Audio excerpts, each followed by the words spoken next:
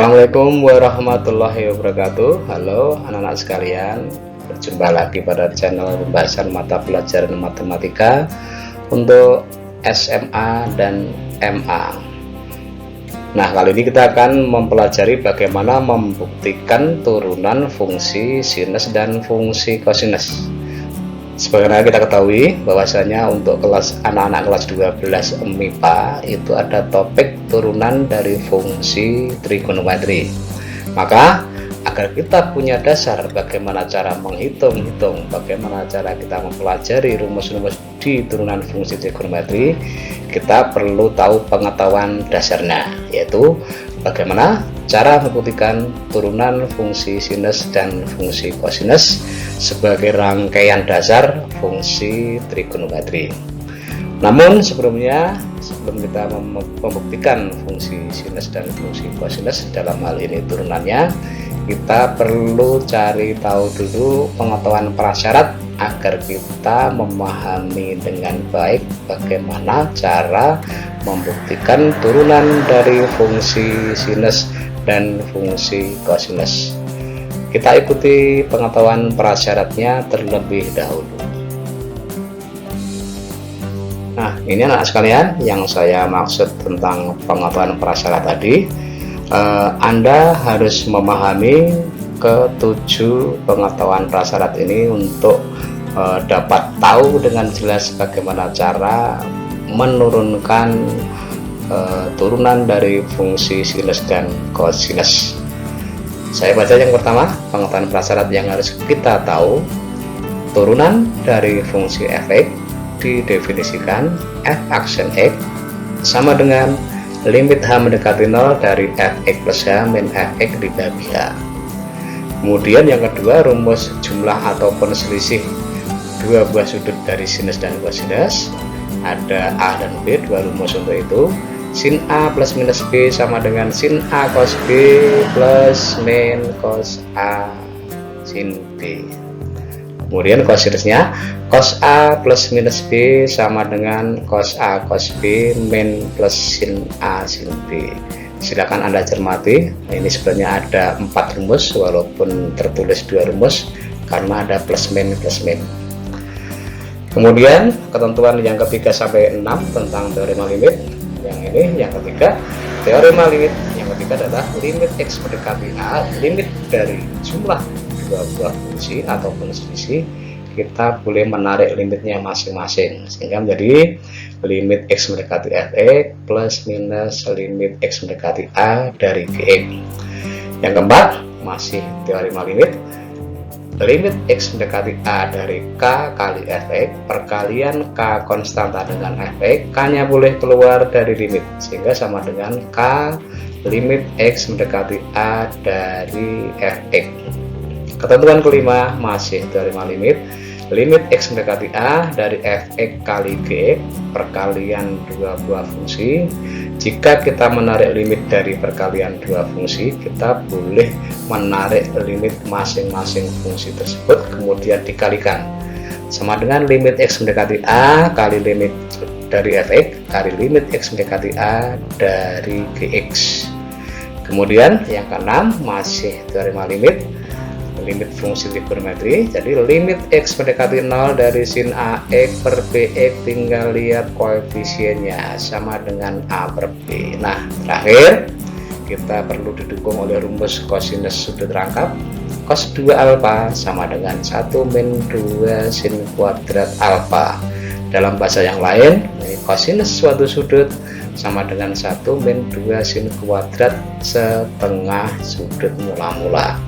Atau nanti yang kita gunakan yang kedua ini dengan analogi, ini kosinus alfa suatu sudut gitu sama dengan 1 min 2 sin kuadrat setengah mula-mula setengah alfa. Ini pengetahuan prasyarat yang harus kita pahami sehingga nanti kita dapat mengetahui diferensial dari fungsi dasar sinus dan kosinus dengan jelas. Kita buktikan untuk turunan fungsi dari fungsi sinus berikut ini. kita akan melaksanakan pembuktian untuk turunan fungsi sinus. Nanti hasilnya apa? Hasil akhirnya nanti pasti cos X. Turunan dari sin X sama dengan cos X. Pembuktian turunan fungsi sinus, kita buat pernyataan dulu. Diketahui fx sama dengan sin X, maka turunannya, diferensialnya dari fx adalah f aksen x sama dengan, menurut definisi, limit h mendekati 0 dari fx plus h min fx per h sama dengan, karena sin, limit h mendekati 0 dari sin x plus h min sin x per h. Sesuai rumus sinus dari jumlah dua buah sudut sama dengan limit h mendekati 0 dari sin x cos h plus cos x sin h min sin x yang belakang ini per h. Bentuk ini kalau kita lihat bentuk pertama, 2, 3, bentuk pertama dan ketiga memuat sin x, kita keluarkan sin x nya menjadi bentuk distributif. Limit h mendekati 0 sin x kalikan cos h min 1 ditambah bentuk yang kedua kita taruh belakang ditambah cos x sin h per h. Nah, ini kalau kita simak akan terlihat penjumlahan dua buah fungsi masing-masing dibagi h, sehingga menjadi limit h mendekati 0 dari sin x cos h min 1 per h ditambah limit h mendekati 0 dari cos x sin h per h. Oleh karena variabel limitnya adalah h, maka yang x bisa dianggap sebagai konstanta, dikeluarkan dari bentuk limit, sehingga sin x limit h mendekati 0 ini tinggal cos h min 1 dibagi h.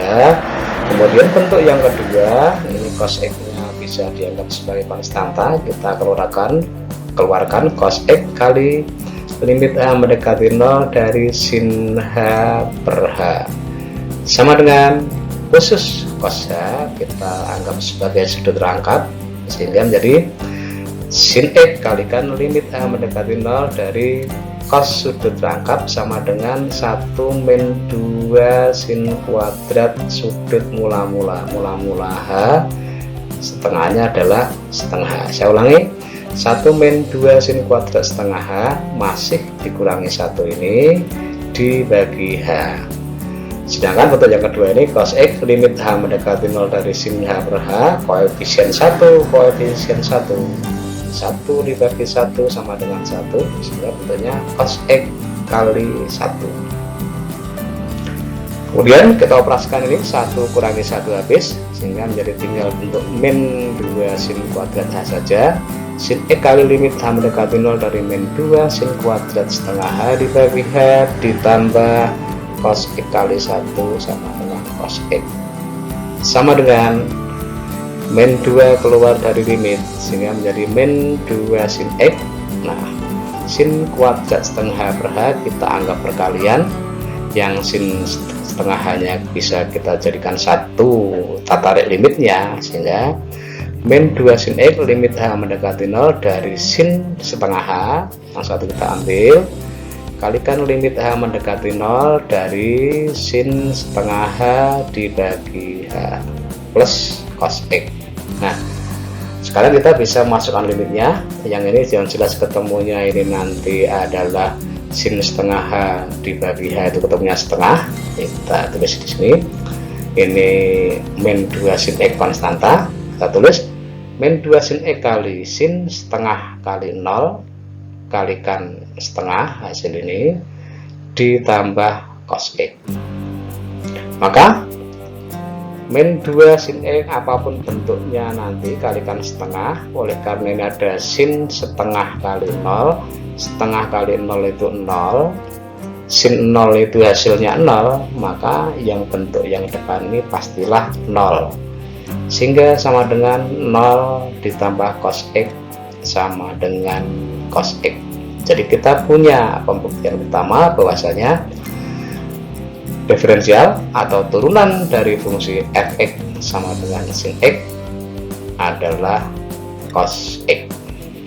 Berikutnya kita akan melaksanakan pembuktian turunan fungsi dari cosinus. Nanti hasilnya pasti min sin. Turunan dari cos x pastilah min sin X. Kita buktikan. Pembuktian turunan atau diferensial dari fungsi kosinus. Kita awali dari pernyataan. Diketahui fungsi fx sama dengan cos x, maka turunan atau diferensial dari fx adalah f aksen x. Nanti akan kita buktikan sama dengan min sin x. Nah, menurut definisi, f aksen x sama dengan limit h mendekati 0 dari fx plus h min fx dibagi h sama dengan limit h mendekati 0 dari cos x plus h min cos x per h. Kemudian ini kita gunakan rumus kosinus dari jumlah sudut. Limit h mendekati 0 dari cos x cos h min sin x sin h min cos x yang belakang dibagi h.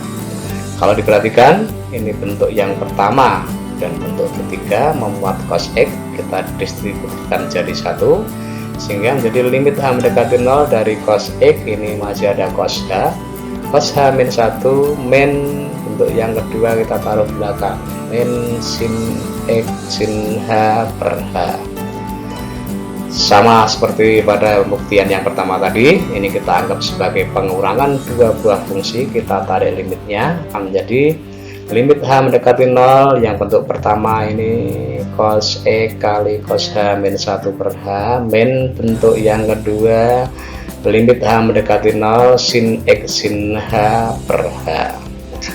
Berikutnya kita anggap cos x ini kemudian sin x ini sebagai konstanta karena variabel limitnya adalah h, sehingga cos x limit h mendekati 0 dari cos h min 1 per h min sin x nya kita keluarkan sin x limit h mendekati 0 dari sin h per h sama dengan cos h nya ini kita anggap sebagai sudut rangkap, maka menjadi cos x sebagai konstanta variabel limitnya h.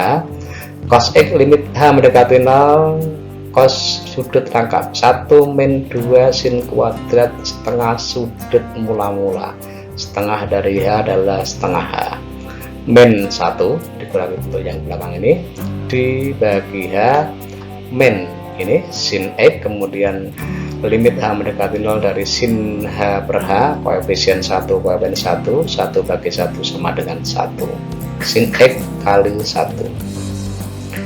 Kalau kita lihat ini ada plus 1 ada min 1 dikurangi habis sehingga tinggal menjadi bentuk ini aja, akan menjadi cos x limit h mendekati 0 dari 2 sin kuadrat setengah h per h min sin x kali 1 sin x sama dengan min 2 konstanta kita taruh depan sama-sama konstanta cos x min 2 cos x, kemudian ini kita lihat sin kuadrat h per h bisa kita anggap sebagai perkalian dua fungsi, yang satu sin setengah saja, langsung kita ambil limitnya, limit h mendekati 0 dari sin setengah h, kemudian yang belakang masih ada limit h mendekati 0 dari sin setengah h per h min bentuk belakang sudah ketemu sin x.